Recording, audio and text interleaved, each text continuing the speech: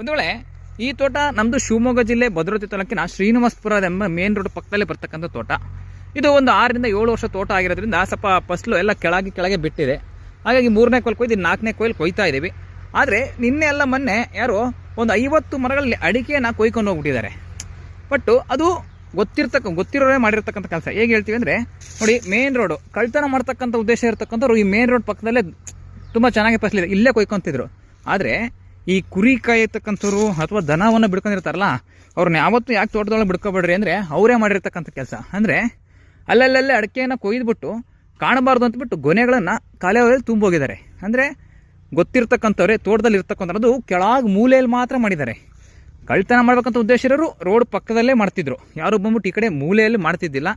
ಹಾಗಾಗಿ ಯಾವತ್ತೂ ಆಗಲಿ ನಿಮ್ಮ ತೋಟದಲ್ಲಿರ್ತಕ್ಕಂಥ ಈ ಕುರಿ ಕಾಯ್ತಕ್ಕಂಥವ್ರು ಅಥವಾ ದನವನ್ನು ಬಿಡ್ಕೊಂಡಿರ್ತಕ್ಕಂಥವ್ರು ಅವ್ರ ಬಳಿ ಏನಾದರೂ ಕುರ್ಚಿಗೆ ಗಣೆ ಆ ಥರ ಇದೆಯಾ ಅಂತ ಅಬ್ಸರ್ವ್ ಮಾಡಿಬಿಟ್ಟು ಅವ್ರನ್ನ ತೋಟದಿಂದ ಹೊರಗೆ ಓಡಿಸ್ತಕ್ಕಂಥ ಕೆಲಸ ಮಾಡಿರಿ. ಅಯ್ಯೋ ಪಾಪ ಅಂತ ನೀವೇನಾದ್ರು ತೋಟದೊಳಗೆ ಬಿಡ್ಕೊಂಡ್ರಿ ಅಂದರೆ, ಈಗ ನಾನು ಕಳ್ಕೊಂಡಿದ್ದೀನಲ್ಲ 50 ರಿಂದ 60 ಗೊನೆಗಳನ್ನು, ಆ ರೀತಿ ನೀವು ಕಳ್ಕೊತೀರ.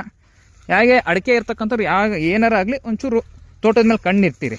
ಯಾರು ರಾತ್ರಿ ಬಂದು ಮಾಡಿರ್ತಕ್ಕಂಥ ಕೆಲಸ ಅಲ್ಲ ಇದು ಬೆಳಗ್ಗಿನ ಸಂಜೆ ಟೈಮಲ್ಲಿ ಆಗಿರ್ತಕ್ಕಂಥ ಕೆಲಸ.